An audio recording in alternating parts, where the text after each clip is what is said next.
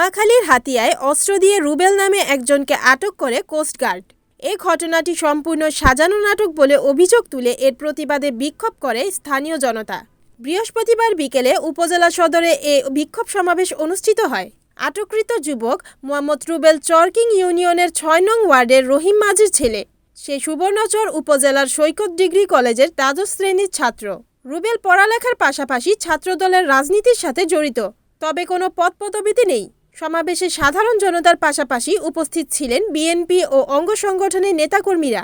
এ সময় বক্তব্য রাখেন উপজেলা যুবদলের আহ্বায়ক ইসমাইল হোসেন ইলিয়াস, সদস্য সচিব ফাহিম উদ্দিন, পৌরসভা যুবদলের আহ্বায়ক মমিনুল্লাহ রাসেল, সদস্য সচিব কাউসার মোস্তফা, উপজেলা স্বেচ্ছাসেবক দলের আহ্বায়ক নজরুল ইসলাম আদনান, সদস্য সচিব সুমন তালুকদার, পৌরসভা স্বেচ্ছাসেবক দলের যুগ্ম আহ্বায়ক খন্দকার সোহেল, উপজেলা ছাত্রদলের আহ্বায়ক রিয়াজ মাহমুদ, সদস্য সচিব আব্দুল হালিম প্রমুখ। এ সময় বক্তারা বলেন, আগামী ৪৮ ঘণ্টার মধ্যে সঠিক তদন্তের মাধ্যমে আটককৃত যুবক রুবেলকে মুক্তি না দিলে দুর্বার আন্দোলন গড়ে তোলা হবে।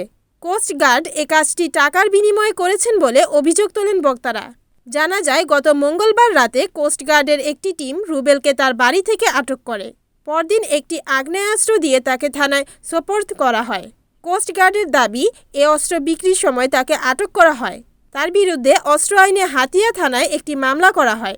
অবৈধ গ্রেপ্তারের প্রতিবাদে আজকে হাতিয়াবাসী ঐক্যবদ্ধ হয়ে আজকের বিক্ষোভ মিছিল ও প্রতিবাদ সমাবেশে উপস্থিত সবাইকে ধন্যবাদ।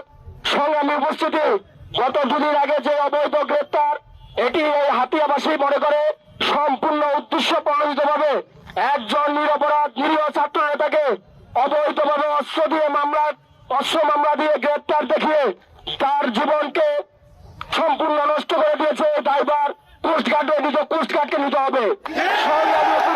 চলতে থাকে, আমরা হাতিয়াবাসী কোস্টগার্ডের অফিস ঘেরাও কর্মসূচি হবে ইনশাআল্লাহ। ধন্যবাদ সবাইকে।